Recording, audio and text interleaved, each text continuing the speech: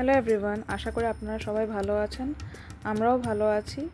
আজকের ভিডিওটা আমি প্রথমেই বলে দিই যে একটু লম্বা হতে চলছে, বাট আই এম শিওর যে ভিডিওটা আপনাদের দেখে অনেক ভালো লাগবে, অনেক নতুন নতুন জিনিস আপনারা দেখতে পারবেন।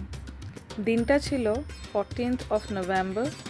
আমরা যাচ্ছিলাম ক্যালিফোর্নিয়ার থেকে শিকাগো। আমার হাজব্যান্ডের 5 দিনের কনফারেন্স ছিল, সেই কনফারেন্সের কারণেই আমরা দুজনে গেছিলাম। সেখানে আমরা বেড়াতে যাইনি, আই মাস্ট মেনশন দিস, যে আমরা সেখানে বেড়াতে যাইনি, জাস্ট ফর হিজ কনফারেন্স ও গেছে। আর যেহেতু আমি বাড়িতে একা, ও আমাকে একা রেখে যেতে একটু কমফোর্টেবল ছিল না, তাই আমাকেও সাথে নিয়ে গেছে। তাই খুব বেশি একটা আমরা এবার ঘুরতে পারিনি, কারণ কি ও দিনে রাতে ও কনফারেন্সেই ছিল। বাট হ্যাঁ, যখন যতটুকু সময় পেয়েছি তখন নিজের মতো করে আনন্দ করেছি। সেকেন্ড ডে আমরা, তার মানে 15th of November, আমরা দুজনে বেরিয়ে গেছিলাম। এটা হচ্ছে দ্য গ্রেট মিশিগান রিভার, আর এই বিল্ডিংটা হয়েছে ট্রাম্প। আপনারা জানেন আমেরিকার president Trump, he is a businessman first of all. তো ওনার নিজস্ব বিল্ডিং আছে, ওনার নামে টাওয়ার আছে। আমরা প্রথমে এই রিভার ওয়াক করার জন্যে আমাদের হোটেল থেকে বেরিয়ে চলে গেছিলাম। তারপর আমরা চলে গেলাম মিলেনিয়াম পার্কে। How's the Millennium Park? Amazing. Just missing the snowfall. It will eventually. Millennium Park ঘুরে আমরা চলে গেলাম দ্য আর্ট ইনস্টিটিউট অফ শিকাগোতে। আর্ট ইনস্টিটিউট অফ শিকাগো আপনারা একটু পরে জানতে পারবেন, এটা খুবই একটা বিখ্যাত জায়গা। এখানে নানান কালচার, দেশের আর্ট অ্যান্ড আর্ট রিলেটেড, সেই দেশ রিলেটেড অনেক ধরনের জিনিস এখানে মজুদ আছে। আপনারা যদি গ্রিক মিথোলজির বিষয়ে জেনে থাকেন বা পড়ে থাকেন, সেইখানে আপনারা জানতে পারবেন যে গ্রিক মিথোলজি অনেকটা হিন্দু মিথোলজির সাথে একটু সিমিলারিটি রাখে। গ্রিক কালচারের মধ্যে অনেক গড গডেসেস, অনেক ধরনের দেবদেবী, অনেক নেচারাল এলিমেন্টসকে পুজো করা হয় হিন্দুদের মতো। সেখানেও সূর্য দেবতা আছে, লাভ গড আছে, থান্ডার গড আছে। আর আমি যেহেতু ইংলিশ লিটারেচারের মানুষ, তো সেখানে আমি এগুলো পড়েছিলাম। আর এই আর্ট ইনস্টিটিউটে যাওয়ার পর যখন আমি এদেরকে দেখতে পারছি, এদের স্কাল্পচার দেখতে পারছি, তাদের বিষয়ে পড়তে পারছিলাম, আমার খুবই ভালো লাগছিল। আপনারাও দেখুন আর এনজয় করুন। এখানে শুধু স্কাল্পচারই নয়, আপনারা এদের আর্ট, এদের হাতের কাজ, এদের কিভাবে কোন বাসনটা কোন সময়ের, ওই সময়ের পট কীরকম ছিল, ইউটেন্সিলস কীরকম ছিল, সেরকম আর্টের স্টাইল কীরকম ছিল, আপনারা সব কিছুই দেখতে পারবেন।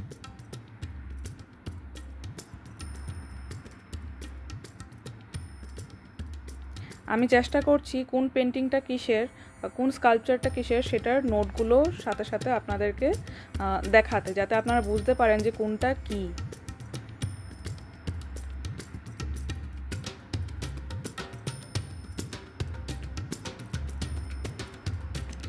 সেই সময় জুয়েলারি কী ধরনের ছিল সেগুলো আপনারা দেখতে পারবেন এখানে।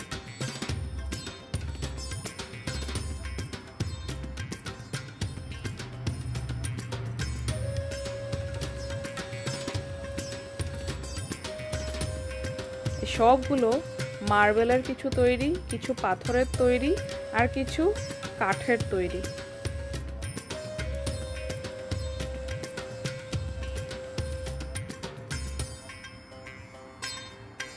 আপনারা যদি আর্ট অ্যান্ড কালচারে ইন্টারেস্টেড থাকেন, আই এম শিওর যে আপনাদের এই ভিডিওটা দেখে খুবই ভালো লাগবে। আপনারা অনেক কিছু নতুন ধরনের আর্ট, অনেক ধরনের স্কাল্পচিং আইডিয়াস আপনারা দেখতে পাবেন এখানে।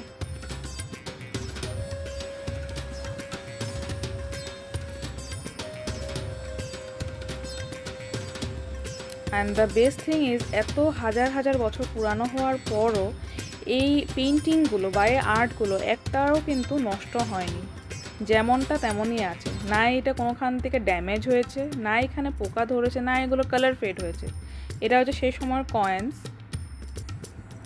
ওই সময় মানুষরা কী ধরনের কয়েন্স ইউজ করতো সেটাই আছে। আর এটা হচ্ছে উইন্ডো শিল্ড, যেগুলো আমরা আজকাল ইউজ করি। এই সময় তো উইন্ডো শিল্ডগুলো অনেকটা আলাদা, বা সেই সময় উইন্ডো শিল্ড বা ডোর, গেট, সেখানে কীরকম ডিজাইন থাকতো সেগুলোই এখানে আমি তুলে ধরতে চেষ্টা করছি। এখানে আপনারা দেখতে পারবেন ওই সময় কী ধরনের বাসন সেখানে মানুষরা ইউজ করতো।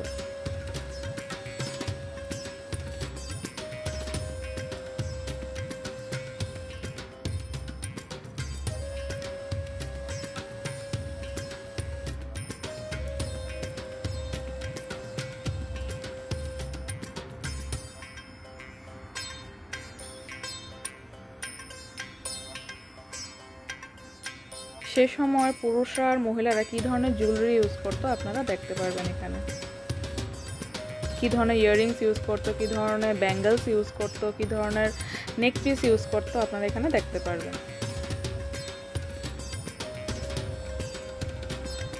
এগুলো সব হচ্ছে গ্রিসের।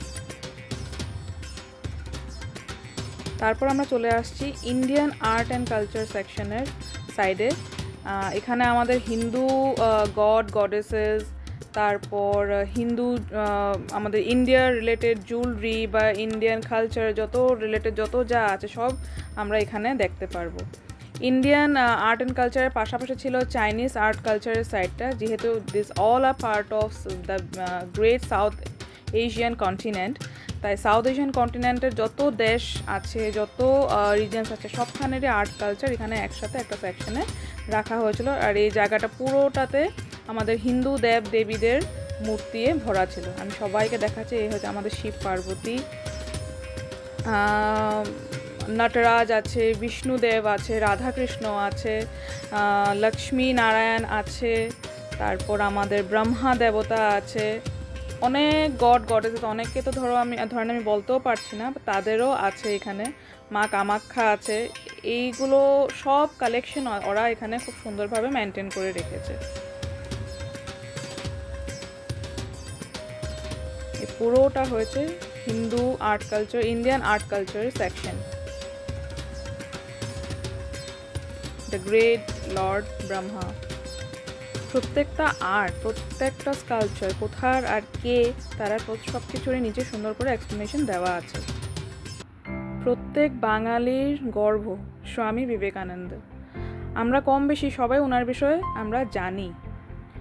আর ওনার সেই বিখ্যাত স্পিচ যেটা উনি শুরু করেছিলেন, sisters and brothers of America, এই স্পিচটা গোটা বিশ্বে একটা অনেক বড় একটা ছাপ ছেড়ে গেছে। সেই 1893-তে উনি যে স্পিচটা দিয়েছিলেন, আজও তার প্রমাণ আর তার অংশ আমরা এই ইনস্টিটিউটে দেখতে পারি। প্রত্যেকটা সিঁড়িতে ওনার বলা স্পিচটাকে ওরা সুন্দর করে এখনও কোট করে রেখেছে। সেই সময় প্রত্যেক নিউজ পেপারে শুধু একজন মানুষের বিষয়েই আলোচনা হচ্ছিল। তিনি হয়েছেন দ্য হিন্দু মঙ্ক স্বামী বিবেকানন্দ, যিনি ইন্টারন্যাশনাল লেভেলে হিন্দুইজম আর ইন্ডিয়ান কালচারকে একটা আলাদাভাবেই রিপ্রেজেন্ট করেছিলেন।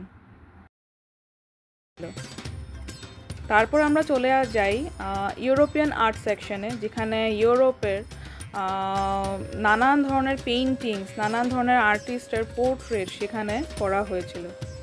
ইউরোপিয়ান পেইন্টিংস আপনারা মেইনলি দেখবেন রিলিজিয়ান বেসড পেইন্টিংস। সেখানে ম্যাক্সিমাম জিজাস অ্যান্ড মাদার ম্যারিকে নিয়ে পেইন্টিংসগুলো করা হয়, আর সেগুলো আজ অবধি ইনট্যাক্ট আছে। এটা আপনারা দেখছেন চার্চের যে উইন্ডো শিল্ড, গেট, সেগুলো ওই সময় কীরকম ছিল, কি ডিজাইনার ছিল, সেগুলোরই এখানে একটা প্রমাণ হিসাবে এখানে সুন্দর করে রাখা হয়েছে।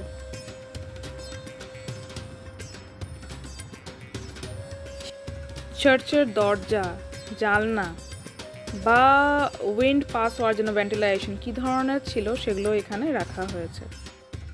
তারপর আমরা চলে যাই চাইনিজ অ্যান্ড জাপানিজ আর্ট সেকশনে। সেখানে এই যত আপনারা স্কাল্পচারগুলো দেখছেন এগুলো সব কিন্তু উডেন। তো সেই সময় রাজারা কী ধরনের পোশাক পরতো, ওয়ারিয়াররা কী ধরনের কাপড় পরতো, সেগুলো এখানে রাখা হয়েছে। এটা হয়েছে রাজার মুকুট, পিওর গোল্ডে বানানো। এগুলো সবই চাইনিজ আর্ট অ্যান্ড কালচারের পার্ট। নানান দেশে আর্ট কালচার এখানে খুব সুন্দর করে মেনটেন করে রেখেছে এরা। নেক্সট আমরা চলে গেলাম আফ্রিকান আর্ট কালচারের সেকশনে, যেখানে আফ্রিকার পেইন্টিংস, আফ্রিকান ক্লোদিং স্টাইল, আফ্রিকার জুয়েলারি, বাসন সে সময় কীরকম সেখানের মানুষে কীভাবে ইউজ করতো, মেনলি রাজা মহারাজা কী ধরনের কাপড় বা জুয়েলারি ইউজ করতো, সেগুলো আমরা এখানে দেখতে পাই।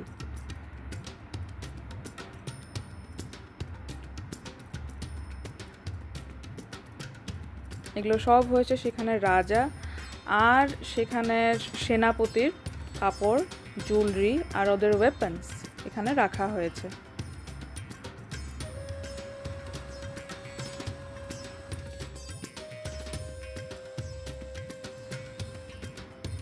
প্রত্যেক দেশে, প্রত্যেক রেস অ্যান্ড কালচারেই নিজস্ব কিছু নিয়মকানুন থাকে, আর বিয়ের সাথে তো অনেক ধরনের নিয়মকানুনই অ্যাটাচ থাকে। এখানে আপনারা নিশ্চয়ই পড়তে পেরেছেন যে রূপোর গয়না আফ্রিকানদের কাছে একটা বিরাট মান সম্মানের ব্যাপার ছিল।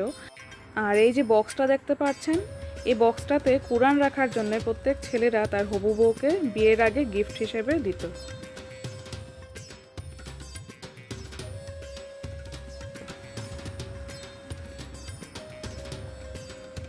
এটা হচ্ছে সেই সময় রাজার মুকুট।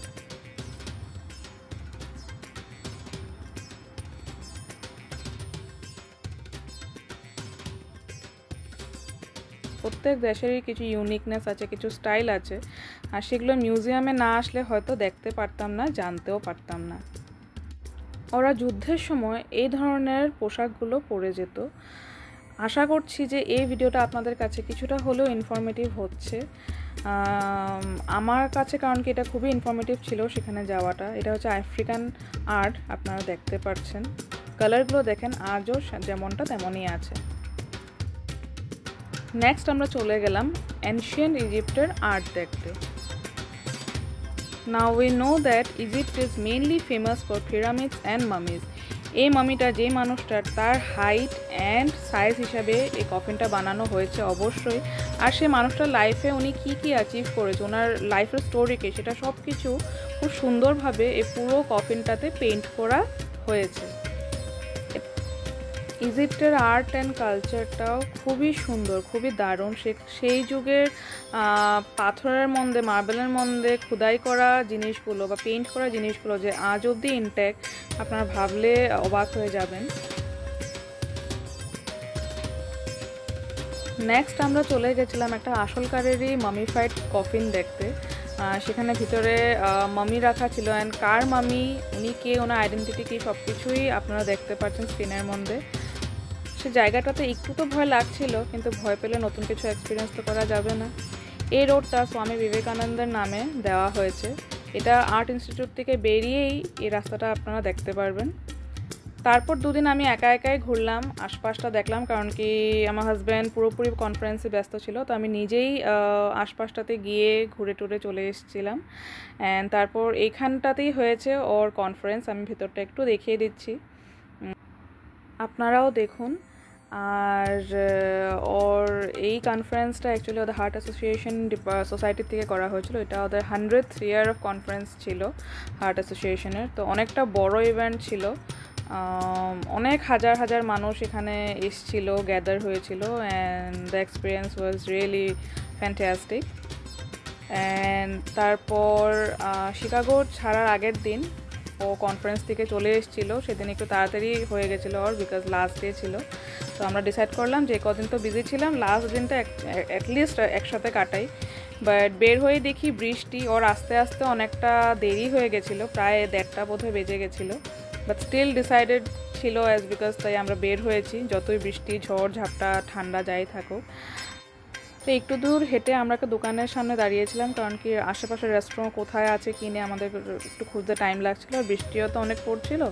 তারপর ফাইনালি আমরা ডিসাইড করেছি যে ন্যান্দোস পেরি পেরিতে আমরা যাব লাঞ্চ করার জন্যে। ওর বিশেষ করে খুবই ইচ্ছে ছিল ন্যান্দোস পেরি পেরিতে গিয়ে একটু লাঞ্চটা খাবার। তারপর আমরা নিজেদের পছন্দের টেবিল চুজ করলাম, অ্যান্ড বাইরের দৃশ্যটা আপনাদেরকে দেখাচ্ছেন। ভিতরেও আমরা বসে আছি, ও জ্যাকেট ট্যাকেট সব খুলে দিয়েছে, কারণ সব ভিজে গেছিলো বৃষ্টিতে। অ্যান্ড ফাইনালি আমাদের খাবার এসে গেছে, খেদে আমরা বেরিয়ে পড়লাম। আর তারপর একটু দূর হেঁটে আমরা গেলাম ভার্স শিকাগোতে। সেটা একটা হলোগ্রাফিক থিয়েটার, সেখানে এক্সপিরিয়েন্সটা দারুণ ছিল, অনেকই ভালোভাবে সময়টা কাটলো, একটু ডিফারেন্ট ছিল এক্সপিরিয়েন্সটা। আমার একটু এই ধরনের এক্সপিরিয়েন্স আমি বলবো বেসিক্যালি খুবই ভালো লাগে করতে। তারপর নেক্সট ডে আমরা, that is 19th of November, আমরা শিকাগো ছেড়ে ক্যালিফোর্নিয়া ফিরে এসেছিলাম। সকালে আমরা হোটেল ছেড়ে দিয়েছিলাম, 10টার দিকে ফ্লাইট ছিল আমাদের, দুপুরে চলে এসেছিলাম। And that's all about our trip. I hope that you like the video. Thank you, bye by.